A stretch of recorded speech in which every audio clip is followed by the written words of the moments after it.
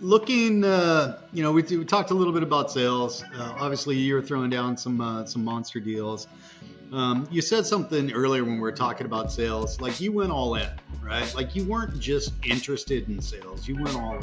And I think one of the best messages that we can convey to the people that listen and watch this segment is like you just can't be interested in sales. Like you have to get outside your comfort zone. You can't be, hey, I'm just the technical person here running this MSP.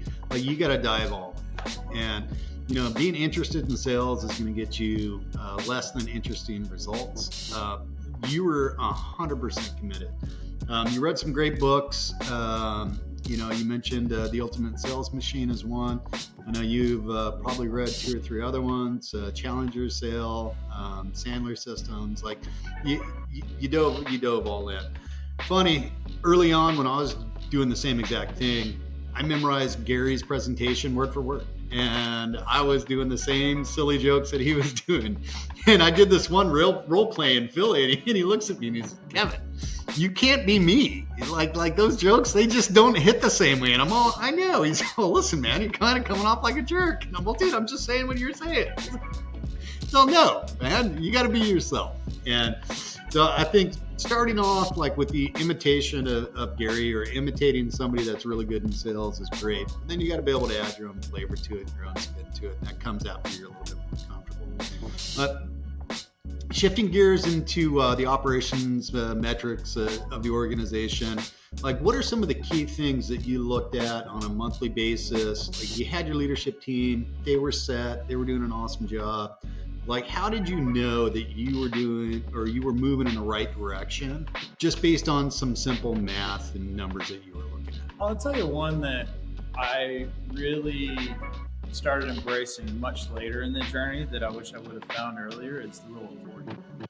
So the rule of 40. Yeah. So your net profit margin plus your year-over-year growth. The two should add up to over 40, and it's really hard to get there, especially the further along you are. The bigger you are, then that percentage growth becomes way more difficult to achieve. But yeah, we were, around the time that we exited, we were hitting over 50. So, like a 25% margin, 25% growth, that sort of combo. So, it's important to buyers to see that.